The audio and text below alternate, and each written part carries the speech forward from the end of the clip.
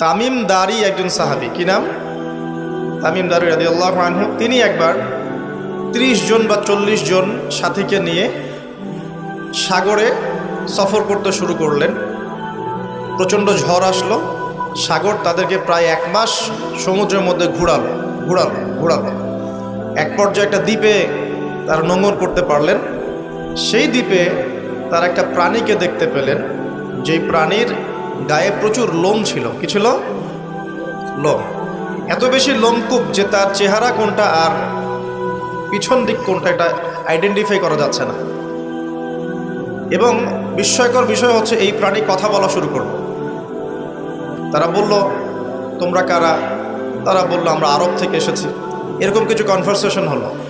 তখন সেই প্রাণী বলল, তোমাদের অপেক্ষা করছে একজন ব্যক্তি, আমার সাথে আসো। তখন এই 30 জন বা 40 জন সাহাবী তারা তামিম দারির সাথে গেলেন। সাহাবী বলছে এই অর্থে যে তারা পরবর্তীতে মুসলিম হয়েছিলেন। এই ঘটনার পরে তারা মুসলিম হয়েছিল, আলহামদুলিল্লাহ। তো তারা গিয়ে দেখলেন শেকল দিয়ে একজন ব্যক্তিকে বাঁধা আছে, যেই ব্যক্তি খুবই শক্তিশালী, তাকে শেকল দিয়ে বেঁধে রাখা হয়েছে। এবং সেই ব্যক্তি তাদেরকে জিজ্ঞাসা করছিল, তোমরা কোত্থেকে এসেছো? তামিম দারি রাদিয়াল্লাহু আনহু তিনি বলছেন, আমরা মক্কা থেকে এসেছি, মদিনা মক্কা থেকে এসেছি। কি উদ্দেশ্যে? এই উদ্দেশ্যে, তোমাদের সেখানে একজন ব্যক্তি আছে মুহাম্মদ, তার কি খবর? তামিম দারি রাদিয়াল্লাহু আনহু বলছেন, তার খবর হচ্ছে বালতির মতো। কিসের মতো? বালতির মতো। কখনো তিনি বিজয় লাভ করছেন, কখনো আবার মুশরিকরা বিজয় লাভ করছে। মানে বদরের যুদ্ধে তিনি জয়লাভ করেছেন, উহুদের যুদ্ধে আবার মুশরিকরা মুসলিমদেরকে বিপর্যয়ের সম্মুখীন করেছেন। জিজ্ঞাসা করলেন, তাবারিয়া হ্রদ চেনো? তিনি বলছেন, হ্যাঁ চিনি। তাবারিয়া হ্রদে কি পানি আছে? তামিম দারি রাদিয়াল্লাহু আনহু বলছেন, হ্যাঁ পানি আছে। এই ব্যক্তি তখন বলছে, অতি শীঘ্রই সেখানে কোনো পানি থাকবে না। আবার প্রশ্ন করছেন, বাইসানের খেজুর গাছের নাম শুনেছ? তামিম দারি বলছেন, শুনেছে। সেখানে কি খেজুর আছে? তামিম দারি বলছেন, প্রচুর খেজুর আছে। এই ব্যক্তি বলছে যে অতি সত্বর সেখানে কোনো খেজুর থাকবে না। এরকম কিছু কথা বলার পরে তামিম দারি তাকে জিজ্ঞাসা করলেন, আপনি কে? এত প্রশ্ন জিজ্ঞাসা করছেন, তুমি কে?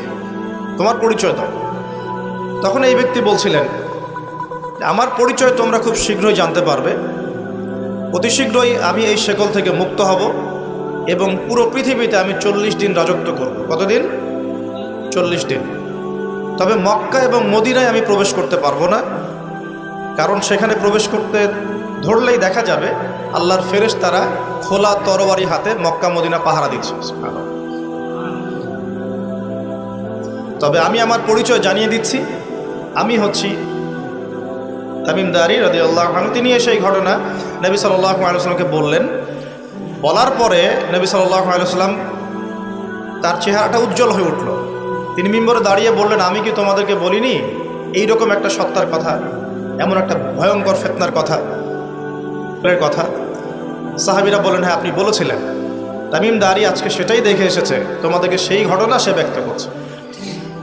এখান থেকে আমরা বুঝতে পারলাম যে একটা দ্বীপের মধ্যে বন্দী ছিল বা আছে, হয় ছিল বা আছে।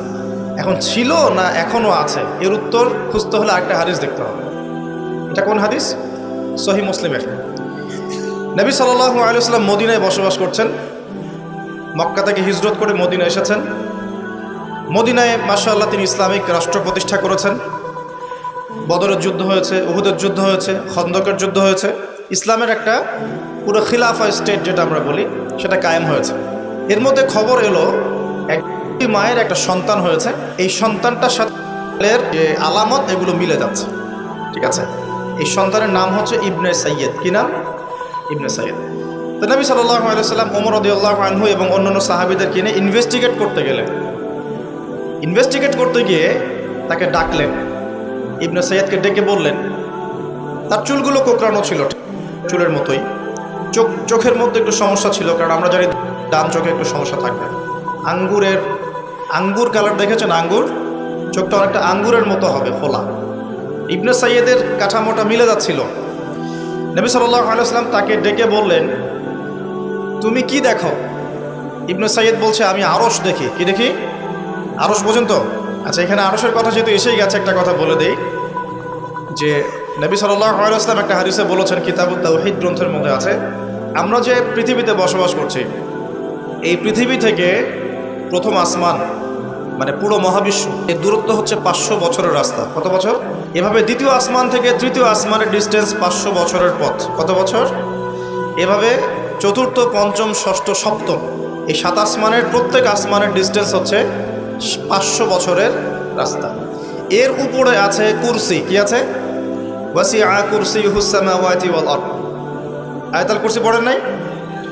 আয়াতুল কুরসি ঘুমানোর সময় পড়েন কি? যে ব্যক্তি ঘুমানোর সময় আয়াতুল কুরসি পড়ে, সারা রাত আল্লাহর পক্ষ থেকে একজন ফেরেশতা তাকে পাহারা দিবে। কিন্তু এই কথা নাসা বিশ্বাস করবে না, এই কথা বিজ্ঞান বিশ্বাস করবে না, কারণ তাকে চোখে দেখা যায় না। তাদের একটা জ্ঞানতাত্ত্বিক দর্শন আছে, যেটা আমরা ইউনিভার্সিটিতে পড়ে আসছি দীর্ঘদিন। সেটা হলো, যা চাক্ষুষ দেখা যায় না এগুলোতে বিশ্বাস করতে নাই। পরীক্ষা নিরীক্ষা পর্যবেক্ষণের মাধ্যমে যখন কোনো সিদ্ধান্ত পাওয়া যাবে সেটাই জ্ঞান, এছাড়া জ্ঞানের কোনো অস্তিত্ব নাই। স্কুল থেকে শুরু করে পিএইচডি ডিগ্রি পর্যন্ত এই দর্শনের উপর ডিপেন্ড করে শিক্ষা নিচ্ছি আমরা সবাই। এখন যা দেখি না বিশ্বাস করব না। এই কারণে পশ্চিমার আল্লাহকে বিশ্বাস করে না, আল্লাহকে দেখা যায় না। ফেরেশতাকে বিশ্বাস করবে না, বলবে যে বোগাস কথাবার্তা। কোথায় ফেরেশতা দেখা যায়? যা দেখি না বিশ্বাস করবো কেন? আখেরাত দেখি না কেন বিশ্বাস করবো? জান্নাত জাহান্নাম দেখি নাই কেন বিশ্বাস করবো? জিন জাতি দেখি নাই কেন বিশ্বাস করবো? আত্মা বা রুহকে দেখেছেন? রুহ বা আত্মা যেটা নিয়ে চলাফেরা করছেন দেখেছেন? কেন বিশ্বাস? কবরের আযাব কেন বিশ্বাস করবো? এই কারণে তাদের দর্শন যেহেতু প্রোটেস্ট্যান্ট দর্শনের জ্ঞানে বিশ্বাস করে, চাক্ষুষ দর্শন যেটা সেটাই জ্ঞান, এর বাইরে জ্ঞানের কোনো অস্তিত্ব আছে এটা বিশ্বাস করে না। এই কারণেই তারা ইমানের 6 পিলারের কোনো পিলারই বিশ্বাস করে না। আর ইমানের 6 পিলারই কিন্তু গায়েব। গায়েব না? আল্লাহ বিশ্বাস, ফেরেশতায় বিশ্বাস, নবী রাসূলগণ, আসমানি কিতাব, পরকাল, তাকদীর, এগুলো কি দেখা যায়? এমনকি আমরা তো আমাদের নবীজিকেও দেখি নাই, দেখেছি? সাল্লাল্লাহু আলাইহি ওয়াসাল্লাম। আমরা শুধুমাত্র কোরআন দেখছি এবং হাদিসের গ্রন্থগুলো দেখছি, এর বাইরে কিন্তু আমরা কিচ্ছু দেখছি না। তো তারা আবার পরিকল্পিতভাবে তাদের দর্শনটাকে প্রতিষ্ঠা করার জন্যে এবং আমরা যে গায়েবে বিশ্বাস করি এই দর্শনটাকে এলিমিনেট, বাতিল করার জন্যে কিছু শব্দ চালু করেছে। একটা শব্দ মৌলবাদী, একটা শব্দ ধর্মান্ধ। থামেন, ঠিক বেঠিক বলার দরকার নাই, ঠান্ডা মাথায় লেকচার শোনে। কোরআন সুন্নাহর কথা ঠিক বললেও ঠিক, না বললেও কি ঠিক কিনা বলেন? মাশাআল্লাহ। আচ্ছা, পশ্চিমারা তাদের দর্শনটাকে বাস্তবায়ন করার জন্য, যে আমরা চোখে যা দেখি তাই বিশ্বাস করব, এর বাইরে কিছুই বিশ্বাস করব না, এই দর্শনটাকে সাবিত করার জন্যে এবং আমাদের যে গায়েবে বিশ্বাস, অদৃশ্যে আমরা বিশ্বাস করি, এটাকে এলিমিনেট, বাতিল করার জন্য এই শব্দ দুটো চালু করেছে। যখন আপনি বলবেন আমি বিনা বাক্য ব্যয়ে আল্লাহকে বিশ্বাস করি, মালায়েকা বিশ্বাস করি, নবী রাসূল বিশ্বাস করি, পরকাল, কবরের আযাব, জান্নাত জাহান্নাম সব বিশ্বাস করি, তারা আপনাকে বলবে আপনি ধর্মান্ধ। কারণ আপনি অন্ধভাবে বিশ্বাস করছেন। তো আপনি অন্ধভাবেই বিশ্বাস করছেন। তো আপনি কি প্রমাণ করতে পারবেন জিন জাতির অস্তিত্ব? আপনি কি ল্যাবরেটরিতে বসে বসে, আমরা যে ফিজিক্স, কেমিস্ট্রি, বায়োলজির ল্যাবরেটরিতে করেছি না প্র্যাকটিক্যাল, এই প্র্যাকটিক্যাল কাজগুলোর মধ্য দিয়ে কি আপনি আত্মার অস্তিত্ব প্রমাণ করতে পারবেন নাকি? যারা হার্ট স্ট্রোক করে মারা যাচ্ছে, হচ্ছে না, আমরা কি বলছি? হৃদযন্ত্রের ক্রিয়া বন্ধ হয়ে মারা গেছে, ইন্না লিল্লাহি ওয়া ইন্না ইলাইহি রাজিউন, মাইকিং করে বেড়াচ্ছে, তাই না? হৃদযন্ত্রের ক্রিয়াটা বন্ধ হলো কিভাবে? এর ভিতরে কিছু একটা তো ছিল যেটা এখন নাই। একটা ডেড বডির মধ্যে কিছু একটা নাই যেটা একজন জীবিত মানুষের দেহের মধ্যে আছে। আপনার দেহে কি আছে যেটা একটা মৃত মানুষের দেহে নাই? বলেন কি নাম এটার? এই রুহটা কি পশ্চিমারা কি বিশ্বাস করাতে পারবেন? গিলাতে পারবেন? গিলাতে গেলে বলবে আপনি ধর্মান্ধ। কথা বোঝার চেষ্টা করেন কেন তারা শব্দগুলো ছড়িয়ে দিয়েছে। আর যখন আপনি এই মৌলিক বিষয়গুলো মেনে চলবেন তখন আপনাকে বলবে মৌলবাদী হয়ে গেছে। অথচ এই মৌলিক বিষয়গুলো মেনে না চললে কিন্তু আপনি মুসলিমই হতে পারছেন না।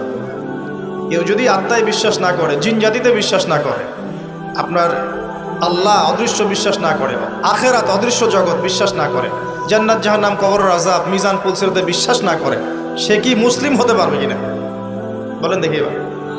তাহলে মুসলিম হতে হলে আমাকে আল্লাহর কথা, আল্লাহর বাণীকে চোখ বন্ধ করে বিশ্বাস করতেই হচ্ছে। কোনো কোনো ক্ষেত্রে আল্লাহ পাকের আদেশের সামনে আত্মসমর্পণ করতে হচ্ছে বিনা বাক্য ব্যয়। এক্সাম্পল দিচ্ছি, এই যে ইব্রাহিম আলাইহিস সালামের ছেলেকে বলেছিলেন আল্লাহ পাক, বলেছিলেন, যার ফলশ্রুতিতে আমরা ঈদুল আজহা পালন করি না। আচ্ছা দেখেন, ইব্রাহিম আলাইহিস সালামকে আল্লাহ পাক বলছেন 3 দিন স্বপ্ন দেখিয়ে তোমার ছেলেকে করতে হবে, পরীক্ষা তোমার জন্য একটা। তিনি গিয়ে তার সন্তানকে বলছেন, ইন্নী আরা ফিল মানামি আন্নী আযবাহু, হে আমার সন্তান, আমি স্বপ্নে দেখেছি আমি তোমাকে করছি, ফানজুর মাযা তারা, তোমার রায় কি আমাকে বলো। সন্তান বলছে ইসমাঈল আলাইহিস সালাম, ইয়া আবাতি ফাআল মা তু'মার, হে আমার বাবা, আল্লাহ আপনাকে যা আদেশ করেছেন তাই করুন। সাতাজিদুনি ইনশাআল্লাহু মিনাস সাবিরিন, ইনশাআল্লাহ আপনি আমাকে ধৈর্যশীল পাবেন। এই ছেলের বয়স কিন্তু আমাদের এই ইয়াং জেনারেশনের চেয়ে অনেক কম। যে জেনারেশন রাত 3টায় অ্যালার্ম দিয়ে যে আর্জেন্টিনায় খেলা দেখতে ওঠে, এই জেনারেশনের চাইতে ইসমাইলের বয়স কিন্তু অনেক কম। তার বয়স তখন হয়তো 10 বা 12 বা 14। কি শিক্ষা দিলেন তার পিতা তার মা তাকে, যে আল্লাহর আদেশের সামনে জীবন দিতেও তার কোনো পরোয়া নাই। বলছে, আব্বা আপনি যা স্বপ্ন দেখেছেন, আল্লাহ আপনাকে যা আদেশ করেছেন আপনি করেন। তাহলে কোন শিক্ষার ঘাটতি আমাদের মধ্যে আছে ভাবতে হবে না এগুলো। ইব্রাহিম আলাইহিস সালাম কিন্তু তার সন্তানকে মানুষ করেন নাই, মনে রাখবেন। তিনি মাঝে মাঝে আসতেন, যাওয়া আসা করতেন, কারণ তার আরেকটা পরিবার ছিল, সারা আলাইহিস সালাম, তার আরেকটা পরিবার ছিল, 2 স্ত্রী। তো তাকে মানুষ করেছেন কিন্তু তার মা হাজারা আলাইহিস সালাম। কোন মা? যেই মাকে ইব্রাহিম রেখে আসছেন কাবা ঘরে, মনে আছে? খাবারও ছিল না, পানিও ছিল না। তিনি বলছেন, আপনি কেন রেখে যাচ্ছেন ইব্রাহিম আলাইহিস সালাম বলেন, আল্লাহর হুকুমে। এখন এই মা বলছেন যে যদি আপনি আল্লাহর হুকুমে আমাকে রেখে যান, আমাদেরকে রেখে যান, ইনশাআল্লাহ আল্লাহ পাক আমাদেরকে ফেলে দিবেন না। এই মায়ের গর্ভ থেকে ইসমাইল হবে না তো কি আমাদের মা বোনদের গর্ভ থেকে ইসমাইল হবে? আমাদের মা বোনরা এখন কি করে? সারাদিন যে মুভিজ, যে সিরিয়ালস, স্বামীকে সম্পত্তির জন্য প্যারা দিতে দিতে স্বামীর হার্ট স্ট্রোক করে ফেলে। বহু স্বামী আছে হারাম খাইতে চায় না, স্ত্রীর পাল্লায় পর হারাম খায়। হ্যাঁ, আমি কিছু প্র্যাকটিক্যাল কথা বলছি। বহু স্বামী আছে হারাম খেতে চায় না, সন্তান সন্ততির স্ত্রীদের চাপে পড়ে তাকে 2 নাম্বারই করতে সে বাধ্য হয়। কেন করে? পরিবারের জন্য করে। আমরা কিন্তু বোকা পুরুষ মানুষ, আমরা যারা আছে আমরা কিন্তু আসলে বোকা জাতি, জানেন? আমার বয়স অনেক কম যদিও আপনাদের চাইতে, তবে আমি কিছু বিষয় ফিল করেছি আমার লাইফে, যেটা আমি মনে করি আলহামদুলিল্লাহ আল্লাহ পাক আমাকে নিয়ামত দিয়েছে। যেমন আমি ফিল করেছি আমার লাইফে যে মানুষের আল্লাহ ছাড়া আপন বলতে কেউ নাই, এটা আমি ফিল করেছি। আল্লাহ পাক ছাড়া একজন মানুষের সত্তাগত আপন, আপনার সত্তা আত্মাগত আপন বলতে আসলে কেউ নাই। যারা আছে আমাদের আশপাশে সবাই সবার স্বার্থে থাকে, সবাই সবার প্রয়োজনে থাকে। প্রয়োজন শেষ হলে আপনাকে চিনবেও না অনেকে। আমি যখন ইন্তেকাল করব, এমন হবে 40 দিন পর কেউ আমাদের কবর জিয়ারত করবে কিনা সন্দেহ আছে। এগুলো বাস্তবতা। আর আমরা বোকা কেন জানেন? আমরা এই দুনিয়ার মানুষদের স্বার্থেই, আমার আশপাশের মানুষগুলোর স্বার্থেই সারা জীবন আল্লাহর বিরুদ্ধে চলি, আরাম খাই, সুদ খাই, ঘুষ খাই, দুর্নীতি করে ওদের মুখে হাসি ফোটানোর জন্য। যেই মানুষগুলো আমাকেই চিনবে না পরকালে, দুনিয়াতেই মারা গেলে আমাকে চিনবে না, তো সেই মানুষগুলোর জন্য আমি আল্লাহর বিরুদ্ধে চলে যাই। আমরা বোকা না? আর দেখবেন যেসব পুরুষের সৎ থাকতে চায় তারা শেষ বয়সে খুব একা হয়ে পড়ে। খেয়াল করে দেখেন, যে পুরুষটা সৎ থাকতে চায় শেষ বয়সে গিয়ে দেখবেন তারা খুব একাকিত্বে ভুগছে আর কি। এখন একটা কমন সমস্যা, এটা অনেক প্রবীণ মানুষ যারা আছেন তারা কিন্তু একাকিত্বে ভোগেন, খুব একাকিত্বে ভোগেন। স্ত্রী দেখছে না, সন্তান খোঁজ খবর নিচ্ছে না, বন্ধু বান্ধবরা নাই, হ্যাঁ, বৃদ্ধাশ্রমে গিয়ে পড়ে আছে। পরিবারগুলোতে এখন পুরুষ নির্যাতন বেড়েছে আর কি। হ্যাঁ, কথা একটু ভিতর থেকে বোঝার চেষ্টা করবেন। হ্যাঁ, নারী নির্যাতন তো আছেই, আমরা জানি। এমন দুশ্চরিত্রের লম্পট অনেক পুরুষ আছে সমাজে, যৌতুকের জন্য মেয়েদেরকে চাপ দেয়, স্ত্রীদেরকে চাপ দেয়, তাই না? শারীরিক মানসিক নির্যাতন করে না? মেয়েদের প্রতিও চরম নির্যাতন হয়, কিন্তু পুরুষদের উপরেও কিন্তু দিন দিন নির্যাতন বাড়ছে। আমরা কিন্তু এই সেন্সে বোকা হয়ে গেছি। চালাক হব কখন? যখন আমরা আমাদের দুনিয়ার প্রতিটা কাজ আল্লাহর সন্তুষ্টির জন্য করব। দুনিয়ার প্রতিটা কাজ যদি আমরা আল্লাহর সন্তুষ্টির জন্য করি, তাহলে আমরা কারো ব্যবহারে কথায় কষ্ট পাবো না ইনশাআল্লাহ। কারণ আমাদের সলাত, ইন্না সলাতি ওয়া নুসুকি মাহইয়ায়া ওয়া মামাতি, আমাদের সলাত সব স্যাক্রিফাইস, জীবন মৃত্যু কার জন্যে? আল্লাহর জন্য। আল্লাহর কাছে আমার এক্সপেকটেশন থাকবে যে আল্লাহর কাছে আমি চাই, কোনো মানুষের কাছে কোনো এক্সপেকটেশন নাই, তখন আপনি কষ্ট পাবেন না। জীবনে সুখে থাকার ফিলোসফি অফ হ্যাপিনেস হচ্ছে এটা। জীবনে সুখে থাকার, সুখী হওয়ার, এই দুনিয়ার জীবনে সুখী হওয়ার ফিলোসফি হচ্ছে আল্লাহ ছাড়া কারো কাছে আশা করেন এবং আল্লাহ ছাড়া অন্য কারোর জন্য কোনো কিছু করতে চান না, আল্লাহকে সন্তুষ্ট করার জন্য করতে চান, ইনশাআল্লাহ আল্লাহ পাক আপনাকে সব কিছুই দিবে ইনশাআল্লাহ। সম্মান, মর্যাদা, প্রতিপত্তি, মানুষের ভালোবাসা সবই পাবেন যদি আপনি আল্লাহর হয়ে যান। আমি একটু ভিতরে চলে আসছি আর কি, বাইরে আসে আবার আসেন। তো এই যে কুরসির কথা বলছিলাম, আয়াতুল কুরসি কেন তেলাওয়াত করবেন? কারণ রাত্রেবেলা একজন মালাক বা ফেরেশতা আপনাকে পাহারা দিবে ইনশাআল্লাহ। আর পশ্চিমাদের দর্শন বলে দিলাম, ওরা কিন্তু এই অদৃশ্যের জগতে বিশ্বাস করে না। এই কারণে আমরা যারা অদৃশ্যের জগতে বিশ্বাস করি, আমাদেরকে এইসব সাম্প্রদায়িক শব্দ দিয়ে তারা সারা বিশ্বের বুকে আন্ডারএস্টিমেট করার চেষ্টা করেছে। এটা ধরতে হবে ওগুলা। সামনে আসেন। এখন কুরসির পরে কি আছে? এই কুরসির উপরে আছে একটা মহাসাগর। কি আছে? মহাসাগর। নাসা কি বলেছে এখন পর্যন্ত? এই জন্য আমরা কেউ বিশ্বাস করি না।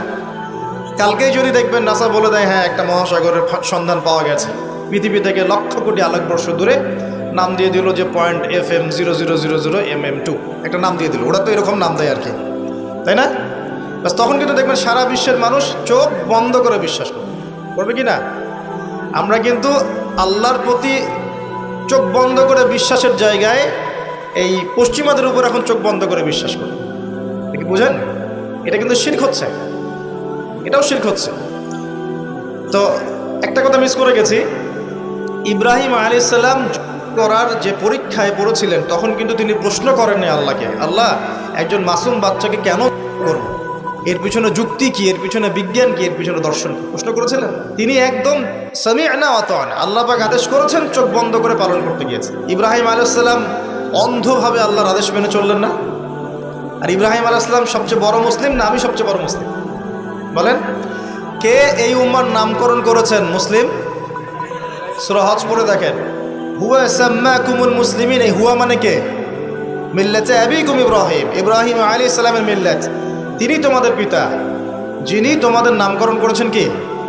মুসলিম। আর আমাদের আদি পিতা হচ্ছেন আদম আলাইহিস সালাম। তো দেখুন প্রিয় ভাইরা, এই মহাসাগরের উপরে আছে কুরসি, যার কথা আমি বলতে গিয়ে এখানে আসলাম। ইবনে সাইয়্যিদ কি বলছে? সে কি দেখে মনে আছে না ভুলে গেছেন? ইবনে সাইয়্যিদ কে?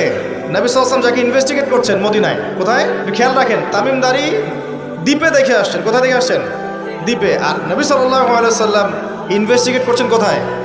মদিনায়। আচ্ছা, তো এখন এই ব্যক্তি বলছে আমি আরশ দেখি। নবী সাল্লাল্লাহু আলাইহি ওয়াসাল্লাম বলে আরশ কোথায়? সে বলছে আরশ পানির উপরে। কোথায়? পানির উপর। তখন নবী সাল্লাল্লাহু আলাইহি ওয়াসাল্লাম বলছেন তুমি তো তাহলে শয়তানের আরশ দেখছো। কার আরশ দেখছে? শয়তানের কিন্তু আরশ আছে, শয়তানেরও কিন্তু একটা আরশ আছে। কোথায় এটা জানেন? সমুদ্রের উপরে। অনেকে বলে যে ভাই বারমুদা ট্রায়াঙ্গেলে আছে নাকি, এটা আমরা জানি না, এভাবে বলা যাবে না, এটা আমরা ব্যাখ্যা করতে পারবো না, আল্লাহ ভালো জানেন। তো এখন শয়তানও কিন্তু সিংহাসনে বসে, দিন শেষে বসে ওর যে চেলা চামুন্ডা যারা আছে ওদেরকে ডাকে, ডেকে বলে আজকে কি করাইছো তোমরা? একজন বলে যে আমি তো জেনা করাই দিছি দুজনের মধ্যে, আমি মদ খাইয়েছি মানুষকে, আমি মানুষকে পরকীয়া লিপ্ত করেছি, আমি একজনকে একজনের বিরুদ্ধে উস্কে দিয়ে হত্যা করিয়ে দিয়েছি। এরকম করে শয়তানরা বলতে থাকে। তো ইবলিস বলে না, তোমরা তেমন কোনো কাজ করতে পারো না। ইতিমধ্যে একজন শয়তান এসে বলে যে আমি একটা কাজ করেছি। কি কাজ করেছো? যে আমি একটা পরিবারের স্বামী স্ত্রীর মধ্যে বিচ্ছেদ ঘটিয়ে দিয়েছে। কি করেছে? এটা এখন বেশি হচ্ছে না? বেশি হচ্ছে না? আপনারা খবর রাখেন না মনে হয়, পড়াশোনা করে দেখেন, প্রতি 3-4 মিনিট একটা ডিভোর্সের ঘটনা ঘটে, প্রতি 3-4 মিনিটের মধ্যে। এবার শয়তান তাকে ডাকে, এদিকে আসো, তুমি একটা কাজের কাজ করেছো। তখন নিজের গলার যে মালা বা যেটা আমরা গোল্ড মেডেল বলি, অ্যাওয়ার্ড যেটা বলি, এটা তার গলায় সে পরিয়ে দেয়, দিয়ে বলে তুমি একটা কাজের কাজ করেছো। তার মানে আমরা বুঝতে পারলাম শয়তানের কাছে সবচেয়ে বড় একটা মিশন কি? পরিবারগুলোকে ধ্বংস করে দেয়। সতর্ক থাকতে হবে আমাদের সবাইকে। আল্লাহ পাক আমাদের সবাইকে ধৈর্য দান করুন। আর পরিবার টিকে থাকে ধৈর্যের উপরে। আরেকটা বিষয় বলে দেই, স্বামী স্ত্রীর মধ্যে, যুবকরা এটা উপকৃত হবেন ইনশাআল্লাহ, স্বামী স্ত্রীর মধ্যে শুধুমাত্র ভালোবাসা পরিবার টিকানোর জন্য যথেষ্ট না। স্বামী স্ত্রীর মধ্যে ভালোবাসার চাইতেও বেশি প্রয়োজন হচ্ছে একে অপরের প্রতি বিশ্বাস। কি দরকার? বিশ্বাস না থাকলে ভালোবাসা টিকবে না। প্রয়োজন একে অপরের সম্মানবোধ, একজন একজনের সম্মানটা যেন বোঝে, এবং আনুগত্যের প্রয়োজন আছে। স্ত্রীটা যদি স্বামীদের আনুগত্য না করে সংসার টিকে না, সংসার ভেঙে যায়। বিশ্বাস, আনুগত্য, ভক্তি, সম্মান, শ্রদ্ধা, এর সাথে যখন ভালোবাসা যুক্ত হবে তখন পরিবারটা ইনশাল্লাহ জান্নাতি পরিবার। লাখ লাখ ছেলে দাঁড়িয়ে একটা পর্দার সামনে দাঁড়িয়ে আছে, গোল কখন হবে এই জন্যে, দেখছেন না? মিডিয়া এগুলো প্রমোট করছে না? বাপখানে এমন যে কত সুখে আছি আমরা, তাই না?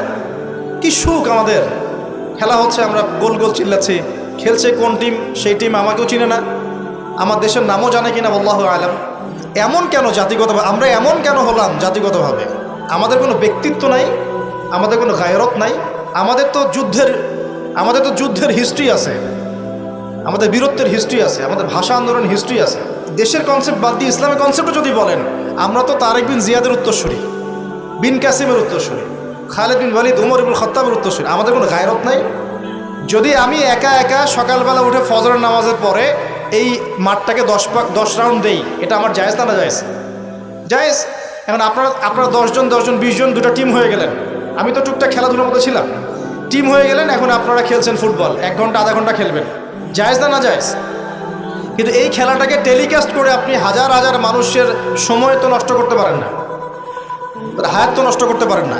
এই খেলাকে কেন্দ্র করে তো জুয়ার আসর বসাতে পারবেন না আপনি, এটাকে কেন্দ্র করে আপনি লক্ষ লক্ষ বিলিয়ন ডলার্স খরচ করতে পারবেন না তো। অথচ আপনার পাশেই প্রতিবেশী রাষ্ট্র না খেয়ে মারা যায়, আমাদের পাশেই মিডল ইস্টের পাশেই প্রতিবেশী রাষ্ট্র না খেয়ে শিশুরা মারা যাচ্ছে। প্রতিবেশী না খেয়ে থাকে, আমি পেট ভরে খাই, আমি মুমিন নাকি? প্রতিবেশী না খেয়ে থাকে আর আমি পেট ভরে খাই, আমি কি মুমিন নাকি? আর সারা বিশ্ব এই দিকে মানুষকে ফোকাস করে রেখেছে, বিশ্বের একটা অংশ এই দিকে ফোকাস করে রেখে তাদের এজেন্ডাগুলো ঠিকই বাস্তবায়ন করছে না। রমজান মাস আসে, দেখবেন রমজান মাস যখনই আসে দেখবেন যে নির্যাতন বেড়ে যায় উম্মার উপর। যে সময়ে উম্মার ইকোনমিক অবস্থা ভালো না, সামরিক অবস্থায় তাদের মুখোপেক্ষী হয়ে থাকতে হচ্ছে, যে সময় আমাদের ভিতরে পলিটিক্যাল বিরোধগুলো দেখা দিচ্ছে, আমরা ইউনাইটেড হতে পারছি না, যে সময় যুব সমাজরা মাদকে আসক্ত হয়ে আছে, পর্নোগ্রাফিতে আসক্ত হয়ে আছে, দিনের ইলম কালাম অর্জন করছে না, নামাজ ঠিক মতো পড়ছে না, কুরআন তেলাওয়াত করা শিখছে না, যে সময়ে ইভেন আলেম ওলামাদের মধ্যে ঐক্য দেখা যাচ্ছে না, যে সময়ের মধ্যে আমরা পরিবারগুলোর ভাঙন দেখতে পাচ্ছি, আমাদের পরবর্তী প্রজন্ম কোন পরিবেশে বড় হবে সেই নিশ্চয়তা দিতে পারি না। এই সমাজটা পরিবর্তনের দায়িত্ব আমাদের কারো ঘাড়েই নাই। শুধু কি পলিটিশিয়ানদের দায়িত্ব? শুধু কি প্রশাসনেরই দায়িত্ব? আমাদের সবাইকে নাকে তেল দিয়ে ঘুমানোর জন্য পৃথিবীতে আসছে। এই যুব সমাজ তো জানেই না, বোঝেই না ওদেরকে কি কারণে এই পৃথিবীতে পাঠানো হয়েছে। সে যে মুসলিম, তার যে দায়িত্ব কর্তব্য আছে, আল্লাহ পাক যে তাকে সৃষ্টি করেছেন তার ইবাদত করার জন্য এবং আল্লাহর জমিনে দিনটার প্রচার প্রসার ঘটানোর জন্য, তার কোনো ফিকির আছে? একটা পর্দার সামনে দাঁড়িয়ে এসে আধা ঘন্টা 1 ঘন্টা 1.5 ঘন্টা সময় নষ্ট করে ফেললো, তার ফিজিক্যাল কোনো উপকারও কিন্তু নাই। আছে? কোন জায়গায় আপনি বাচ্চাকে রেখে যাচ্ছেন চিন্তা করে দেখেন একবার। একটা ছোট্ট বাচ্চার ইজ্জতের কোনো গ্যারান্টি পাচ্ছি না আমরা। মানুষ কোন জায়গায় চলে গেছে দেখেন, মাদক অ্যাভেলেবল হয়ে গেছে, পর্নোগ্রাফি দেখে না 5% ছেলেও পাওয়া যাবে না। আর যারা দেখে ভিতর থেকে এরা পশু হয়ে গেছে, এর কাছে একটা বাচ্চাকে দিলেও সে রেপ করে রেখে দেবে। চিন্তা করে দেখেন না, বিগত 50 বছরে ধর্ষণের সংখ্যা বেড়েছে না কমেছে? কি পরিমাণ বেড়েছে কি পরিমাণে? পর্নোগ্রাফির পরিমাণটা কি পরিমাণ বাড়ছে? মাদক কি পরিমাণে বেড়েছে? এখন এই দায়িত্ব তো শুধু প্রশাসনের না, শুধু পলিটিশিয়ানদের না, আমাদের সবার দায়িত্ব আছে তো। আমরা যদি যার যার জায়গা থেকে দায়িত্ব পালন করতে আজকে পিছুপা হয়ে যাই, বিশ্বাস করেন আগামী 10-20 বছর পরে আমাদের সন্তানরা একটা ভয়ঙ্কর বিশ্ব দেখবে আসে, এমন একটা বিশ্ব দেখবে যার দুঃস্বপ্নের মতো কল্পনাই করে নাই। আল্লাহ আমাদেরকে বোঝার তৌফিক দান করুন। আমি হয়তো কিছুটা ইমোশনাল হয়ে বেশি কথা বলে ফেললাম, ভুল ত্রুটি হলে মাফ করবেন। সামনে আসেন, আমি বুঝাচ্ছিলাম যে এই 3টা জায়গা থেকে বের হবে এবং তার সাথে জয়েন হবে কারা? এবং এক শ্রেণীর নারী যাদেরকে আপনি ঘরে রাখতে পারবেন না। উদাহরণ দিতে এত দূর চলে গেছে। আরেকটা জায়গার কথা আসছে যে বের হবে শাম এবং ইরাকের মাঝামাঝি একটা রাস্তা থেকে। শাম মানে হচ্ছে জর্ডান, লেবানন, এই যে পুরো কন্টিনেন্টটা আছে এটার নাম শাম। কি নাম? শাম, সিরিয়ার মধ্যে। আর ইরাক হচ্ছে এই যে আমাদের ইরাক তো চিনেন, এর মাঝখান থেকে একটা রাস্তা থেকে বের হবে। একটু ভূগোল ঘাটবেন, একটু জিওগ্রাফি পড়ে দেখবেন, ওর মাঝখানে এখন একটা রাষ্ট্রের জন্ম হয়েছে। এই রাষ্ট্রটা আজকে থেকে 100 বছর আগে বিশ্বের বুকে ছিল। 1914 সালের আগ পর্যন্ত এরকম কোনো রাষ্ট্রের অস্তিত্বই বিশ্বের বুকে ছিল না। বিগত 100 বছরে এটা অস্তিত্ব লাভ করেছে, নাম আপনারা সবাই জানেন। এবং সেখানে শুধু রাষ্ট্র গঠন করেই তারা ক্ষান্ত হয় নাই, কিন্তু ওই যে বললাম 70,000 দিবি ইস্পাহানের, বললাম না? তার মানে অন্য হাদিসে লিঙ্ক করলে দেখা যায় নবীজি বলছেন যে সে বিশ্ব শাসন করবে এবং তার ফলোয়ার্স হবে কারা? মানে কারা? তো সে যদি রাষ্ট্র কায়েম অলরেডি করে ফেলে এবং সেখানে যদি বিশ্বের সমস্ত জায়গা থেকে সেও যায়, এবং ওরা সেখানে শক্তিশালী হয়ে যায়, তার সশরীরে বের না হলেও তার অনুসারীরা কি বের হয় নাই? বুঝেন নাই কথা? বুঝছেন? এখন তার অনুসারীদের একটু অবস্থা দেখেন। বিশ্বের বড় বড় সেক্টরগুলোর কথা আমি জাস্ট মেনশন করে দিই। Politics, economics, finance, military section এবং মিডিয়া। বড় বড় 5-6টা সেকশন। একটা সেকশন আমাকে দেখাবেন যেটা ওদের নিয়ন্ত্রণের বাইরে আছে? এমন কোনো সেকশন নাই। এখানে শিক্ষিত মানুষ আর তারা আমার কথা বুঝতে পারবে। বিশ্বের এমন কোনো সেকশন নাই যেটা ওদের নিয়ন্ত্রণের বাইরে। ইভেন এই যে প্রযুক্তিগুলো আমরা ইউজ করছি, এগুলো সব কিছু ওদের নখদর্পণে আছে। এখন আমাকে একটা কোয়েশ্চেনের উত্তর দেন যে যদি আপনি বিশ্ব রুল করতে চান, তাহলে আপনাকে বিশ্বের এই বড় বড় সেকশনগুলোকে রুল করতে হবে না? শ্রীলঙ্কা কি পারবে বিশ্বের অর্থনীতিকে নিয়ন্ত্রণ করতে? পারবে না, কারণ তার নিজের কোনো ইকোনমিক বেস নাই। পারবে কি? পারবে সারা ওয়ার্ল্ডের পলিটিক্সকে নিয়ন্ত্রণ করতে? পারবে না। মনে করেন কি পারবে সারা বিশ্বের ফাইন্যান্স এগুলো নিয়ন্ত্রণ করতে পারবে? সেখানে তো মানুষ অনুদানের উপর তারা চলছে না, তাদের তো জানমালের নিরাপত্তাই নাই। তার মানে যে বা যারা বিশ্ব শাসন করবে এবং তার অনুসারীরা, তাদেরকে বিশ্বের বড় বড় সেকশনগুলো তো রুল করতে হবে, তাই নয় কি? সশরীরে বের না হলেও, সে সশরীরে না আসলেও তার ফলোয়ার্স যারা, তারা কিন্তু অলরেডি রাষ্ট্র কায়েম করেছে, বিশ্বের বড় বড় সেকশন নিয়ন্ত্রণ করছে এবং ঐক্যবদ্ধ হয়েছে, রাজধানীও ঘোষণা করে ফেলেছে। এবার কি মিলাতে পারছেন কথা যে কোন দিকে আমি ফোকাস করছি? এবার আসেন, তাদের সাথে লড়াই করার ক্ষমতা সবার থাকবে না, এটাও সত্য। কারণ আসবে সে তাদেরকে নিয়ে বিশ্বের 40 দিন পুরো ম্যাসাকার করবে, পুরো বিশ্বটাকে 40 দিন সে শাসন করবে, যার প্রথম দিনটা হবে 1 বছরের সমান। কত বছর? কিভাবে হবে আল্লাহ জানেন, আমি ব্যাখ্যা করতে পারবো না। দ্বিতীয় দিন হচ্ছে 1 মাসের সমান, তৃতীয় দিন 1 সপ্তাহের সমান, তার পরের দিনগুলো আমাদের দিনের মতোই। কথা বুঝতে পারছেন? সে কি করবে? সে নিজেকে খোদা দাবি করবে, সে বলবে সেই খোদা আল্লাহ, এবং তার 1 হাতে জান্নাত 1 হাতে জাহান্নাম থাকবে। এই যে এই 1 হাতে জান্নাত মানে কি সত্যিকারের জান্নাত? ওই যে 2 2 4 যারা মিলায় বলবে হ্যাঁ সত্যিকারের জান্নাত। একটা বাহন থাকবে, গাধা বলা হয়েছে, যার বিশাল ডানা থাকবে, যে ডানার নিচে বহু মানুষ আশ্রয় নিতে পারবে, এবং সেই ডানাতে সে আকাশে চড়ে বেড়াবে। আকাশে উড়ে এমন কোনো গাধা আছে নাকি? আছে? যারা 2 2 4 মিলায়, যে 2 যোগ 2 লেফট হ্যান্ড সাইড সমান রাইট হ্যান্ড সাইড, এরা মনে করবে যে উড়ন্ত গাধাও মনে হয় আসতে পারে। আর যারা ইন্টেলেকচুয়াল থিঙ্কিংস রাখেন, তারা বুঝবেন যে হতে পারে এটা এমন কোনো প্রযুক্তি যেটা দিয়ে সে আকাশকে নিয়ন্ত্রণ করবে। হতে পারে অত্যাধুনিক কোনো এয়ারক্রাফট, আল্লাহ ভালো জানেন। তবে উড়ন্ত কোনো গাধা যে হবে না এটা আমরা নিশ্চিত ইনশাআল্লাহ। তো এখানে অনেক রূপকথা আছে। সে ডান হাতে জান্নাত মানে যারা তাকে ফলো করবে সে ওদের সবাইকে প্রোগ্রেস দিবে, দুনিয়াতে শান্তিতে থাকবে। আর যে তার মানে আনুগত্য করবে না, জুলুমের শিকার হবে, ব্যাস জাহান্নাম। এ তো সরাসরি জান্নাত জাহান্নাম নয় যে ধরে ঢুকাই দিবে। জান্নাত কি হাতে নিয়ে ঘোরা সম্ভব? কখনোই না। তো এমনও একটা হাদিস আসছে যে সে একটা কওমের কাছে গিয়ে দাঁড়াবে, বলবে আমার উপর ঈমান নিয়ে আসো। কওম বলবে আমরা তোমাকে মানি না, এরা মুমিন হবে, মুসলিম হবে, আমরা তোমাকে মানি না। তখন সে তাদের উপর জুলুম করবে, দুর্ভিক্ষ চাপিয়ে দিবে। আর একটা কওমের কাছে যাবে, বলবে আমাকে কি তোমরা রব হিসেবে মানো? তারা বলবে হ্যাঁ মানি। তখন তাদেরকে সে প্রোগ্রেস দিবে। দেখবেন আকাশকে আদেশ করবে বৃষ্টি হও, বৃষ্টি হবে, ফসল ফলো, ফসল ফলবে, গুপ্তধনগুলো বের করে ওদের হাতে দিয়ে দিবে। মানে আমি বুঝাতে পারবো না যেটা কত বড় ফিতনা। পৃথিবীতে চলমান সমস্ত ফিতনাগুলোকে একত্রিত করলে মান হবে না, তবে তার শাসনটা চিরস্থায়ী হবে না। আলহামদুলিল্লাহ, তার এবং তার ফলোয়ার্সদের শাসনটা চিরস্থায়ী হবে না।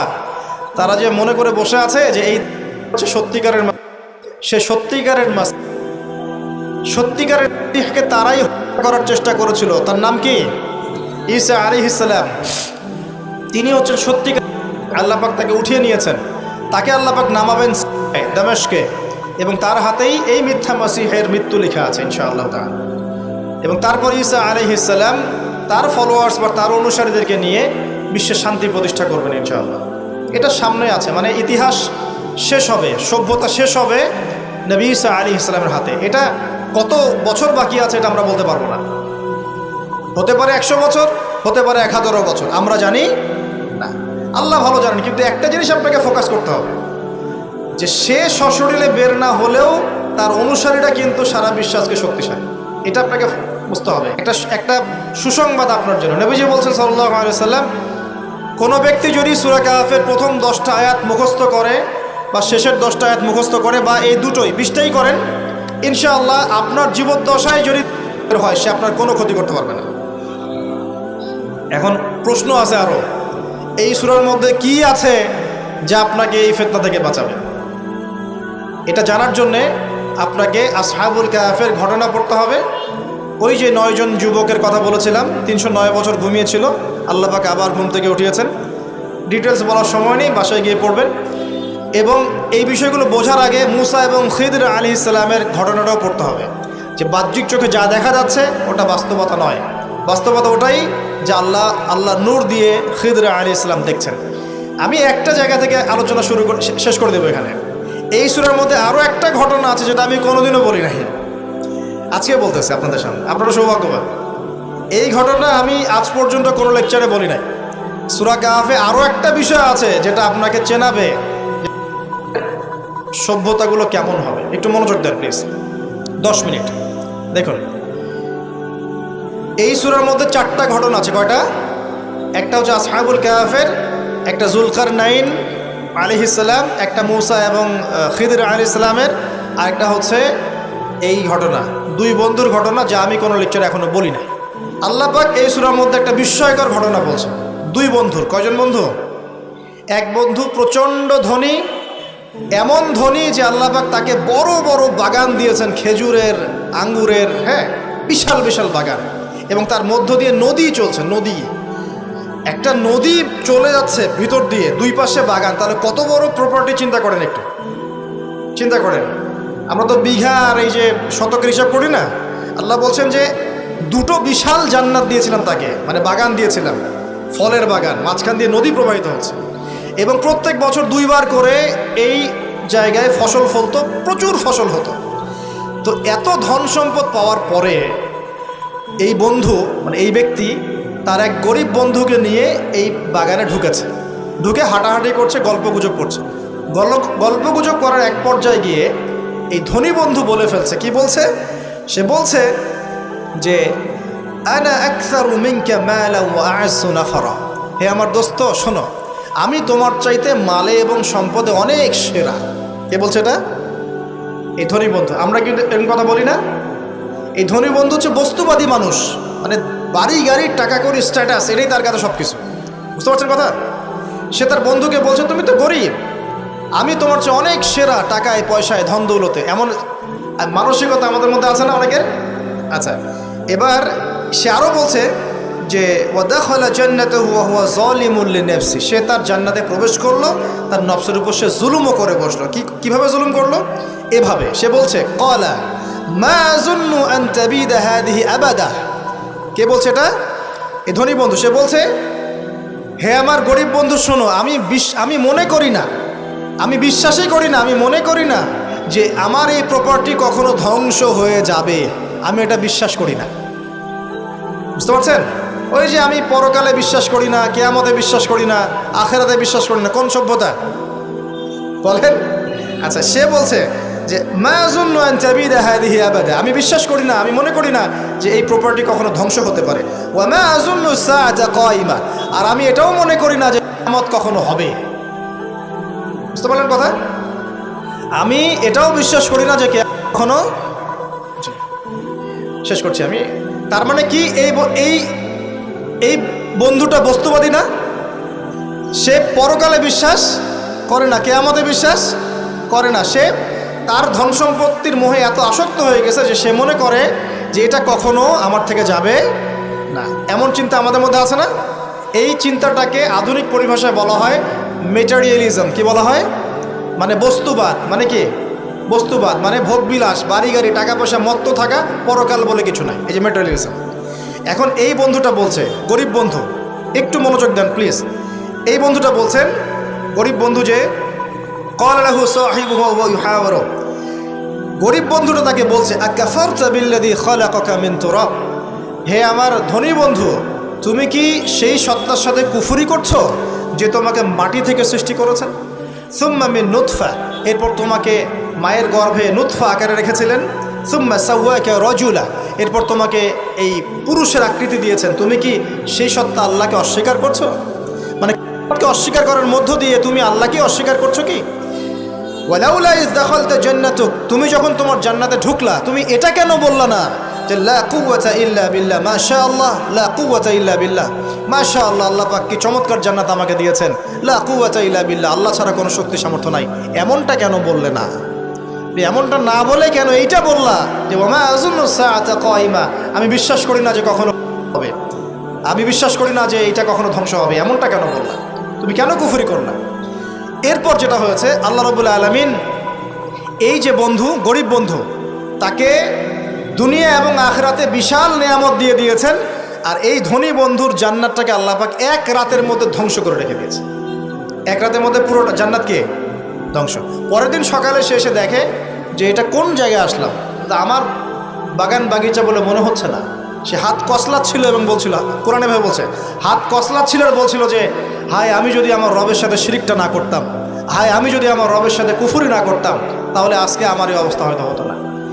এই ঘটনাটা ঠিক পরেই আল্লাহ পাক বলছেন ওয়াদরিব লাহুম মাসালুল হায়াতিদ দুনিয়া, হে নবী মুহাম্মদ সাল্লাল্লাহু আলাইহি ওয়াসাল্লাম, তুমি এবার তোমার উম্মতের কাছে দুনিয়ার দৃষ্টান্তটা পেশ করো।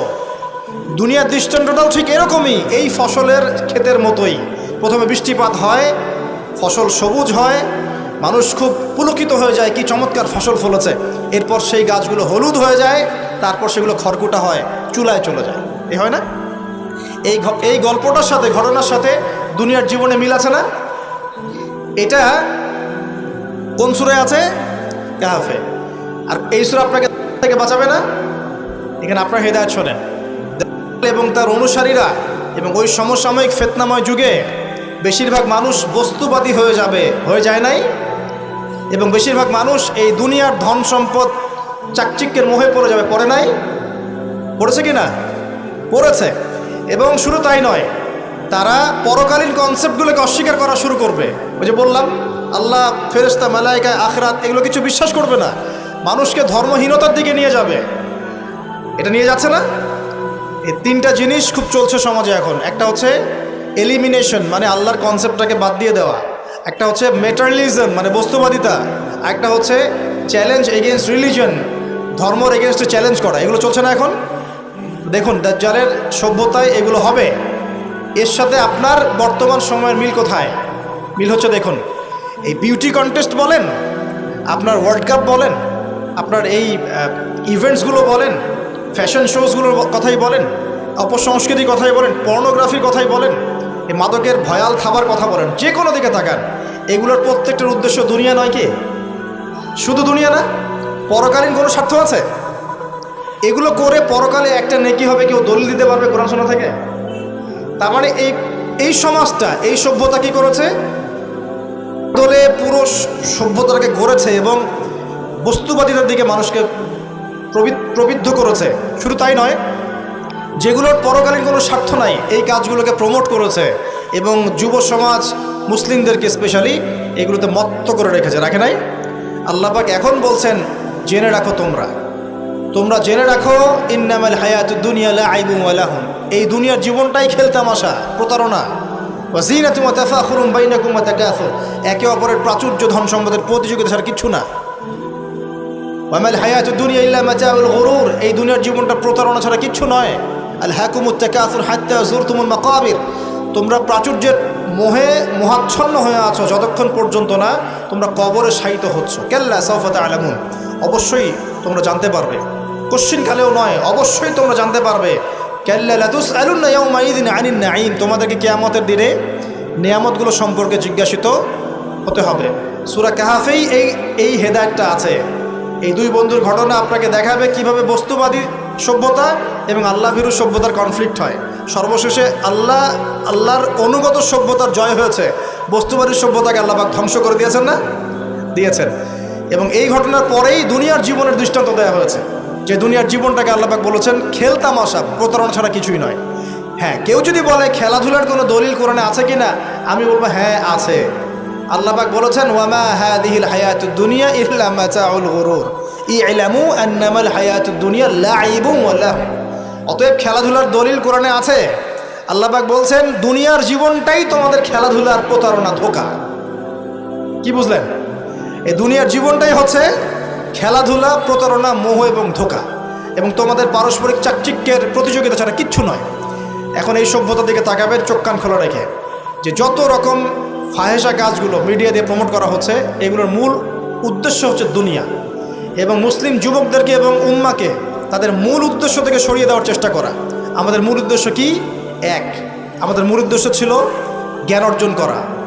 মূল উদ্দেশ্য ছিল জ্ঞান অর্জন করে আমল করা, আল্লাহ পাকের জমিনে দ্বীনের প্রচার করা। আমাদের পৃথিবীর মূল উদ্দেশ্য ছিল কি? পারিবারিক আদর্শ ঠিক করা, সন্তানদেরকে মানুষ করা, সমাজের কাঠামো ঠিক করা, হালাল খাওয়া, দ্বীনের দাওয়াতি কাজ করা, আল্লাহর জমিনে দ্বীনটাকে প্রচার করা, প্রসার করা, প্রতিষ্ঠার চেষ্টা করা। এগুলো আমাদের মূল উদ্দেশ্য ছিল। এখান থেকে সরিয়ে এনে আমাদের সবার চোখকে এখন বিভিন্ন আমোদ প্রমোদ ফুর্তির দিকে ফোকাস করে রাখা হয়েছে, এবং এর ফলশ্রুতিতে আমরা আমাদের দুনিয়াতে আসার উদ্দেশ্যটা কিন্তু ভুলে গেছি। প্রিয় ভাইয়েরা, সতর্ক থাকবেন। যে বিষয়টা যতটুকু লিমিট আছে, এই লিমিট ক্রস করতে যাবেন। যতটুকু করা জায়েজ আছে এতটুকু করবেন, যেগুলোতে জায়েজ নাই সেগুলো জায়েজ না। আল্লাহ রাব্বুল আলামিন আপনাদের সবাইকে ইসলামের বেসিক বিষয়গুলোর উপর টিকে থাকার তৌফিক দান করুন।